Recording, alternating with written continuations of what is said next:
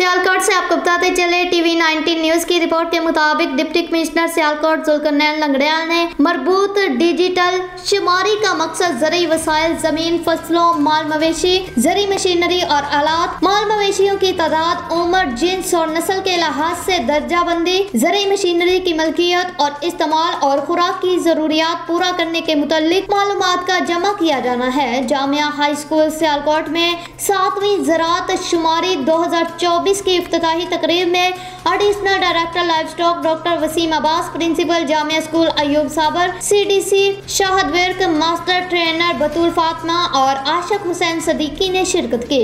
Deputy commissioner Mohammad Zulqarnain Langrial ने कहा कि ज़रूरी शुमारियात मुस्तकबिल की मनसूबाबंदी और अहदाफ के हसूल में फैसला कुन साबित होगी। डिप्टी कमिश्नर मोहम्मद जुल्करनैन लंगड़ियाल ने बाद स्कूल का भी दौरा किया और स्कूल में डेवलपमेंट के कामों का भी जायजा लिया और CEO एजुकेशन को डिस्ट्रिक्ट एजुकेशन अथॉरिटी की ज़ेर निगरानी से जामिया स्कूल के एडिटोरियम की अपग्रेडेशन की हदायत की।